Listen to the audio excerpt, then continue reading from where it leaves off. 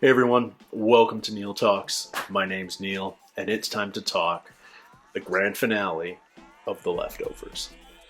We're here. The show has flown by. It's been such a fun journey, so thought-provoking, so unlike anything else I can think of on television that I've ever seen.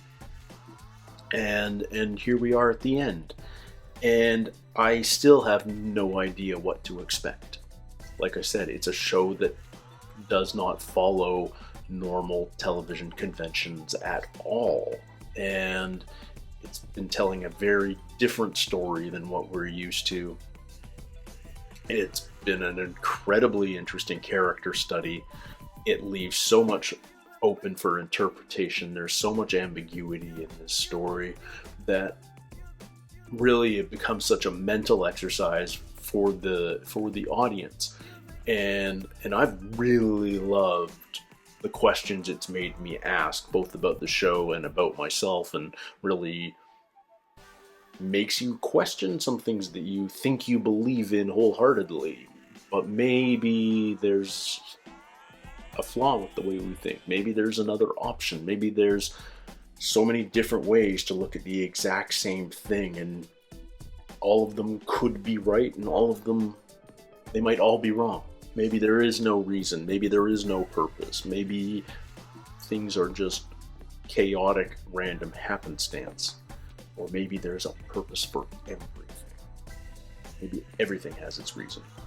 I feel like this is our aftermath episode. I feel like we have come out through the other side of the 7th anniversary of the sudden departure, but I need to know what else has happened. We spent all this last episode with Kevin and our few people at the farm. Kevin Sr., Grace, John, Michael. We don't know what's happened with Nora and Matt. We assume Lori's dead. Are we going to catch up with Jill and Tommy anymore? We saw Meg and Patty again, albeit in imaginary limbo form. But who else might we catch up with one final time in this episode? I really don't know. I love the slug line for this episode. Nothing is answered. Everything is answered. And then it ends. That's pretty much this show in a nutshell. And then it ends. Just the show? Maybe the whole world? Does Kevin walk away from this episode, or does he finally die? The world doesn't seem to let him die. But anyway, let's jump into it, guys. This is the final episode of The Leftovers, episode 8 of season 3, the Book of Nora. This season has bookends. Oh, and we're back to Season 2 theme music. Just let the mystery be.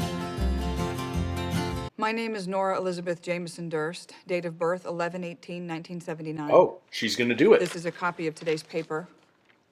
How did she persuade them to let her do it? That's it.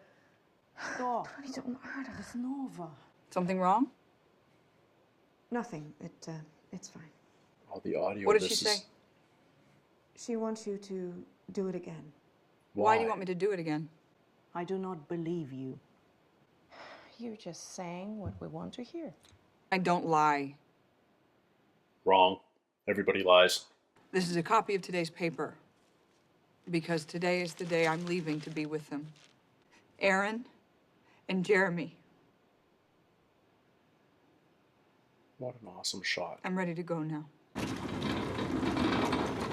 Whoa. It's a fossil.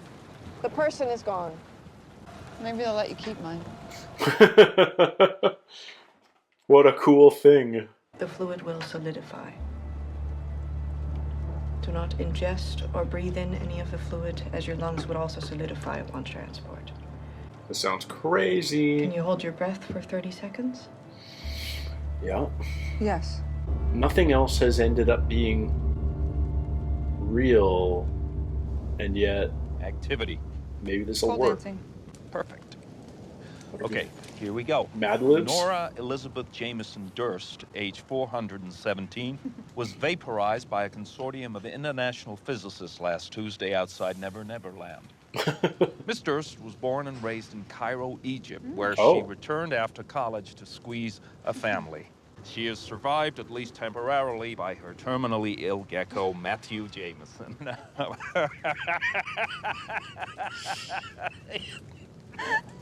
Temporarily, because he's terminally ill, too. Oh, God bless Matt Libs. I couldn't ask for a better obituary. Matt Libs. You sending me those things is what got me through hellfire and damnation. It was Camp Holy Spirit. Potato, potato. You said that I was the bravest girl on earth. I forgot about that. I'll be fine. Of course you will. You always are. I'm scared of what'll happen when I go back to Mary. I'm going to be crying a lot in this episode, aren't I? Do you want to come with me instead? I think, dear sister, that defeats the purpose. What are you going to tell people about me? About what happened here? Whatever you want me to. How does this mesh with what we saw at the end of episode 1? Is she going to change her mind? I don't know.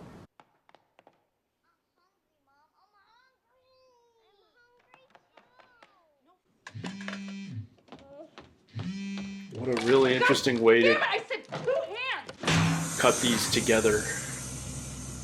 Her memory with this. This is all very Sandman. Completely coincidentally, but Nora, can you hear me? crazy. 3 beeps, right? Hold your breath for 30 seconds.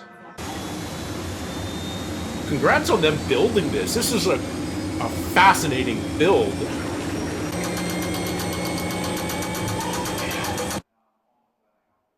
She changed her mind. She doesn't want to do it. She was about to scream stop. And now are we going to pick up old Nora?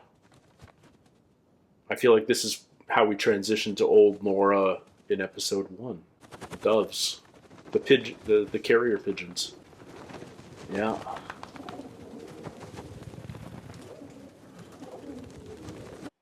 Here we are. Can they stop that procedure? What are all these messages? Yeah, this is shot for shot from episode 1. None of this is new. Except for the one where we saw her face at the birds. Love is in the air. Love is in the air. What's that about? All these messages. Sarah, does the name Kevin mean anything to you? Why is she Sarah? No. Because a man calling himself that came by yesterday. He had a photo. Photo of you. Did you tell him anything? Of course not. But I think he knew I was lying. Someday he'll come along, the man I love. Best to So she's just been hiding. She wants everyone to think she's dead. And though it seems absurd, I know we're both Love a good runny yoke. Is she running? That's meant for two. $20,000? From the man I love. Is it old Kevin? Yeah. Wow. Nora? Kevin Garvey. I don't know if you remember me. I was the chief of police in Mapleton. What? We only talked a couple times. What? In the hallway. What? I don't expect She remembers it differently. She remembers everything. Why does he not? I've been kind of wandering around Australia on vacation. Did he forget everything when he pulled the key out of his heart? That's not what happened. Sorry? I'm as confused as she is. showed a picture of me to the nun at the convent. That's how you found out where I lived. Are there two Kevins? Why would I have a picture of you? I just came from there. She told me that you asked if I... Are you married? What? I What? noticed you weren't wearing a wedding ring. I saw that they were having a dance in town tonight. What on earth is going on? I would always wished I had asked you to dance. What is going on? Please just go. I'll be there if you change your mind. What on earth is going on? It's good to see you, Nora. Did she get out of the thing? Did she get out of the ladder? Is this what the ladder took her to? That's the closest phone. And what's up with the birds? The pigeons? Did you tell him? Nora? Fucking Kevin, he's Lori? here. He found me. No. How is... No, I didn't. Because if you did, just say so. And I didn't. What is this world we're seeing? I don't tell you about the people here, and I don't tell the people here about you. And he knocked on my door, and he acted like none of it happened.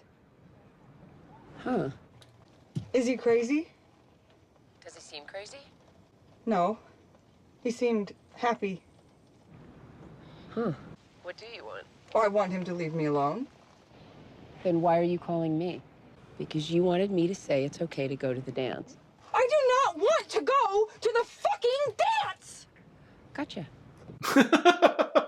What is going on? Same time next week? What the hell is happening? Guys! How is the last episode the craziest episode? Oh, baths take on so much more meaning on this show.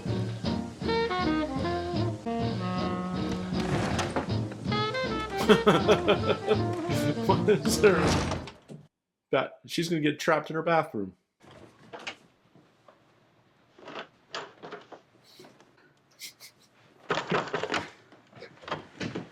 Oh, saw that coming. And you've just locked all the doors and windows. Okay. Ow. But she got out.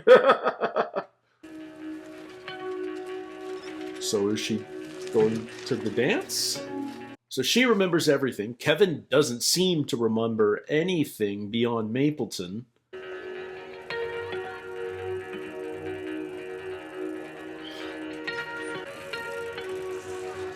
How does she look like 15 and 50 at the same time? Carrie Coon has such an interesting look. Is that the bride from Jarden? Everyone's dressed up very nice for small town Australia street party. But okay. It feels like a wedding. It's like a wedding reception, but why are there... I don't know. Yeah, this is absolutely a wedding reception, not a...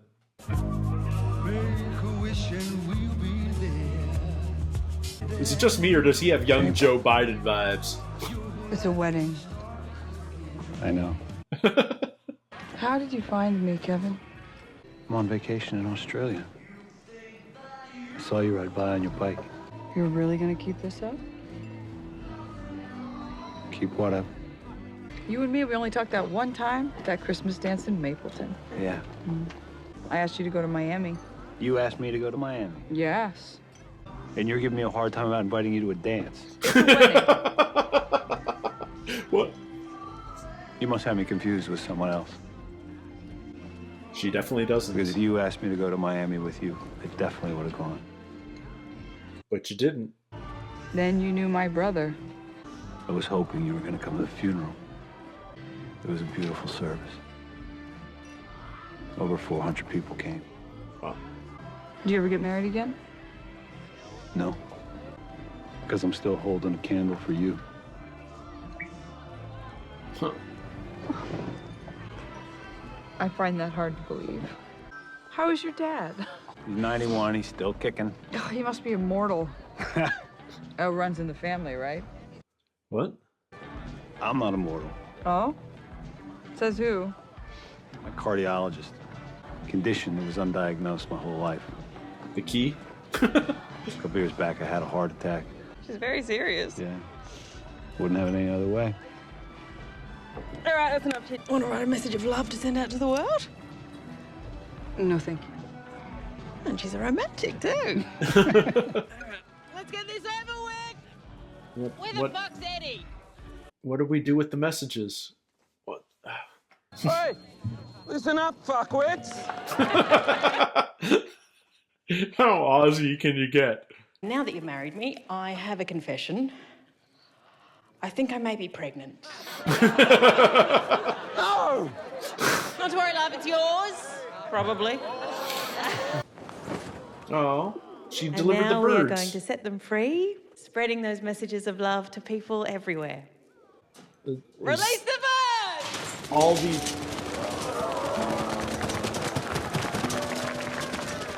What else does she do with the birds? Does she just have a bird rental place? What? So many questions. What did you write? That's for me to know, and some lonely Eskimo to find out. Love birds. There is a very big difference between a sin and a mistake. Because a mistake is just fucking up. But a sin, a sin, is when you know something is wrong and you do it anyway. I look forward to a lifetime of fucking up with you. But I hereby swear I will never sin again. I like that. That's great. Now bring out that fucking goat! Oh my...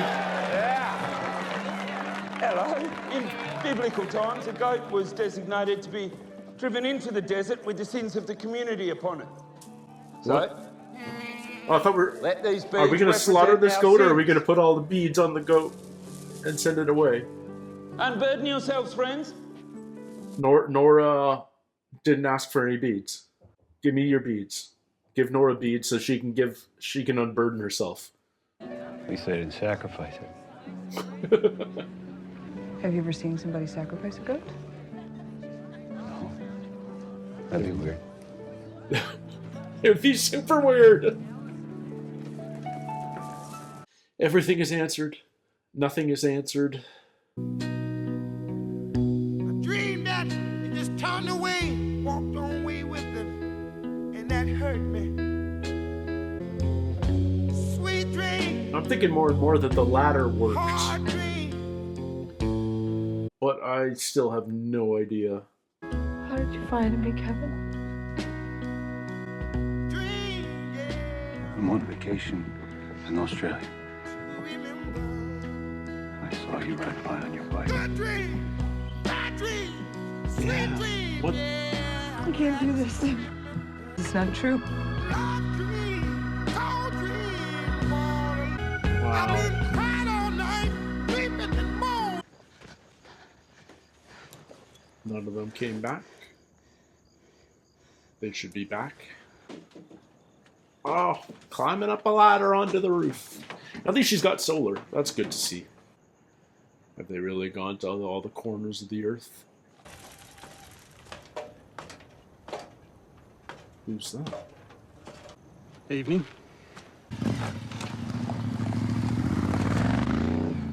What was that about? Who was the rent? Oh. Sarah, what did you do with my birds? They didn't come back. Those birds are trained to do one thing, just one thing, and that's to come home. So you must have done something different. Maybe they're delivering the messages of love. I saw you dancing with that man.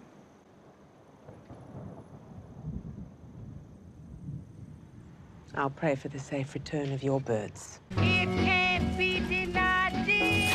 Oh! Ow. The rain's about to start. The beads. Frickin' beads. Where?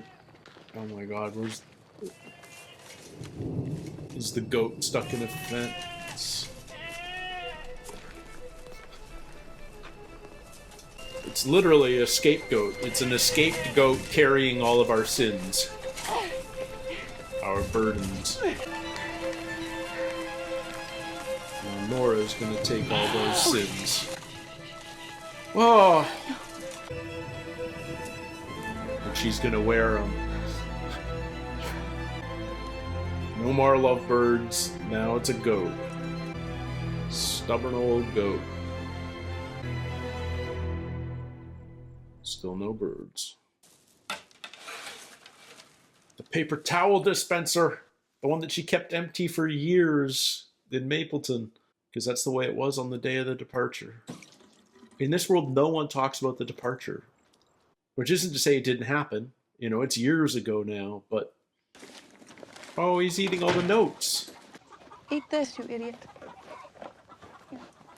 I'm going to assume she's going to find Kevin's note before the episode's over. Shut up and kiss me. This pigeon loves you.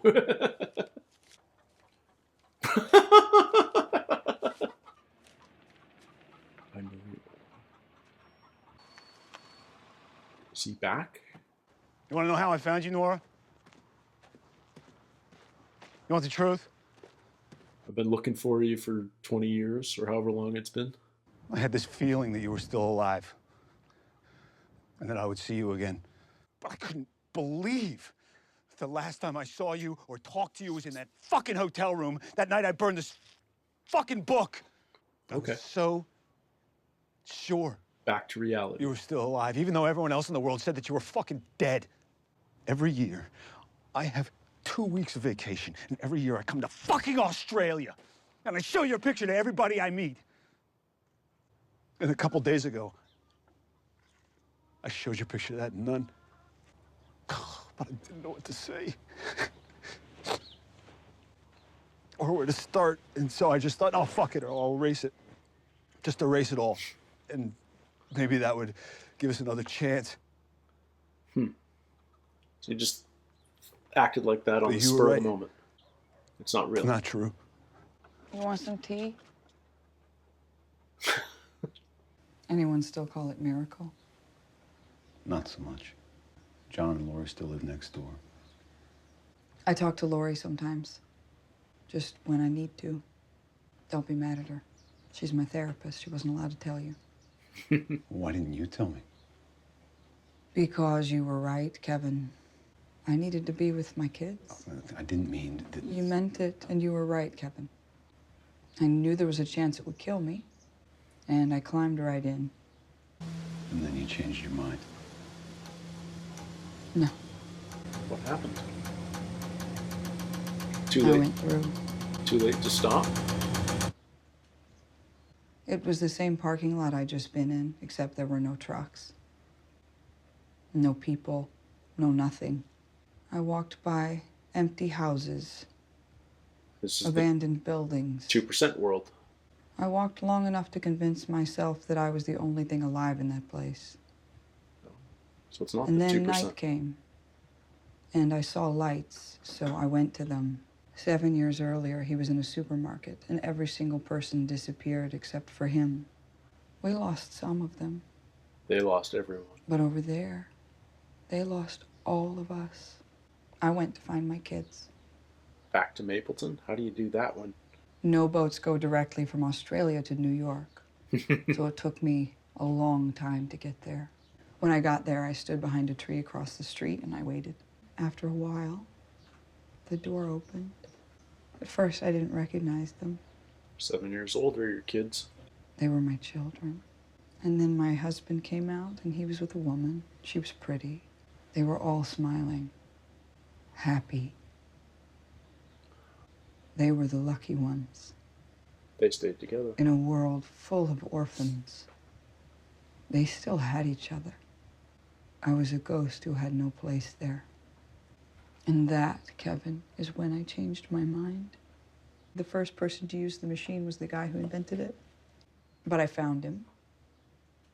And I asked him to make another machine. I came back here. Did I want to be with you, Kevin? Of course I did. But so much time had passed. What a frickin' monologue. She didn't want to be another ghost. And I knew that if I told you what happened, that you would never believe me. I believe you. You do? Why wouldn't I believe you?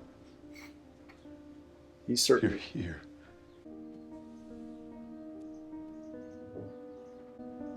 I'm here. The ladder, the birdcage, the spilled notes. I mean, just all that's missing is a bathtub.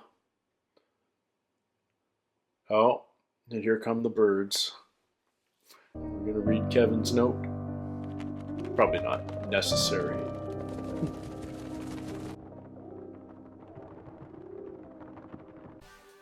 Two-thirds of the way through that episode, I was so worried that this show was going to end on an unsatisfactory note. Because I was so confused at the start. What was going on? Had Nora actually gone through with it? Had she backed out? Was this where she got transported to? What happened to Kevin after last episode? Has he lost his memory? So many questions, so confusing. No idea what was going on. And then the simplest explanation cleared it all up. Kevin lied. Kevin told the story to Nora because he didn't know what to say. And so he thought, if I just erase it, maybe we can start over. Simplest explanation. It's Occam's razor, right? I think that's Occam's razor. That the simplest explanation is usually the correct one. So that's really satisfying. That gives us a truth that automatically feels right. That the simplest explanation is the right one. And maybe the simplest explanation for everything is the right one. Always has. Maybe all these convoluted theories about what the sudden departure may have been, and faith, and all these things that rely on so much explanation are wrong, and the simplest explanation is the right one.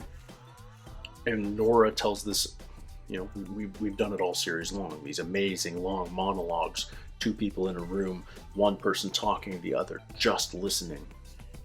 And we got a great one here at the end with Kevin listening and Nora telling her story. She went through. It did work. The ladder was real.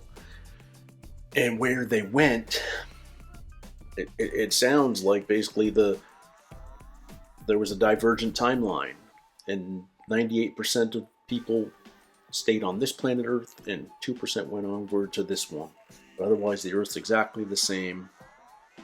And yeah, we feel their loss, but they feel abandoned because they're all orphans. And I love her explanation of when she finally got to her family, seeing them together and happy, and what would her arrival do to their happiness. They spent 7 years thinking she had disappeared, and then what?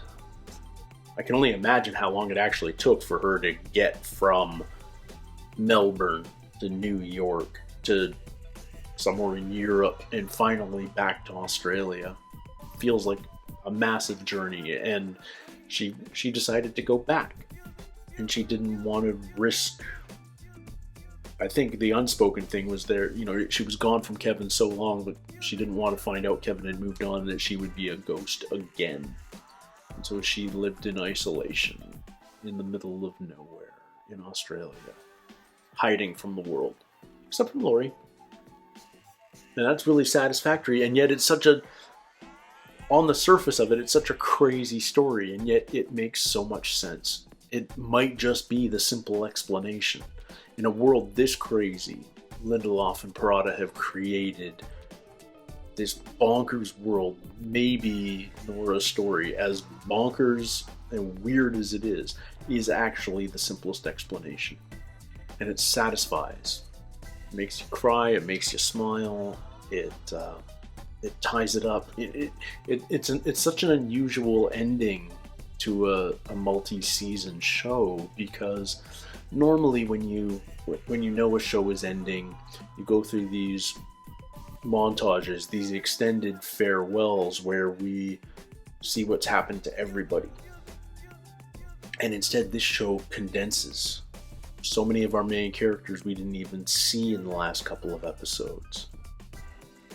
Holy crap, I just realized Lori didn't die. Lori didn't kill herself.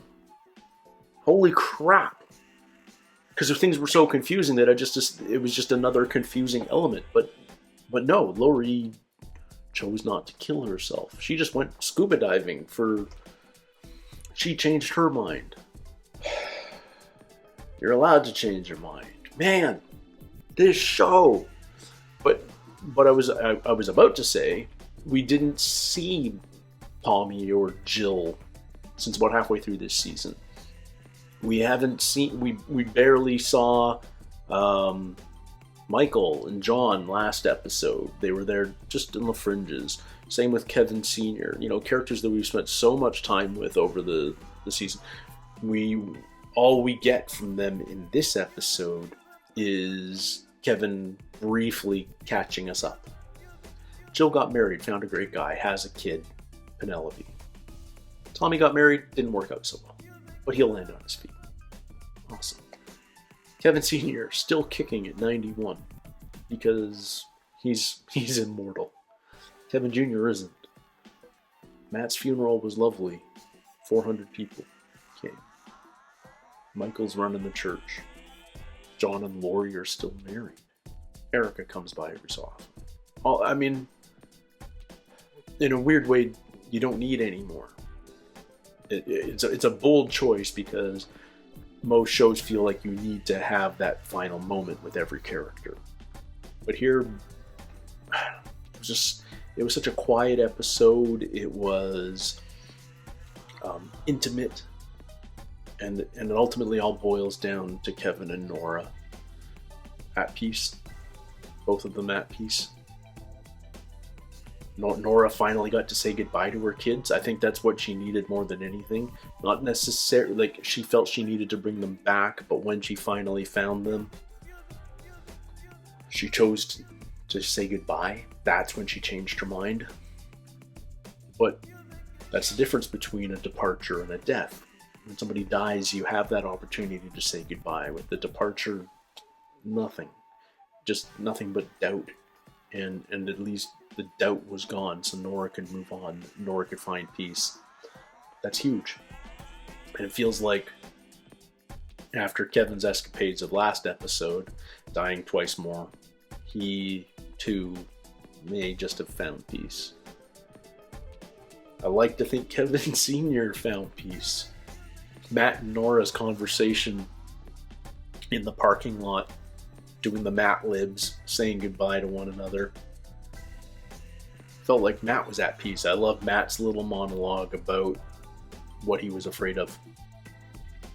Afraid of dying, afraid of his son forgetting what he looked like, what his voice sounded like, afraid of all the pain and the pain of treatment, but more than anything, being afraid of surviving, of facing his congregation and admitting that he has no idea.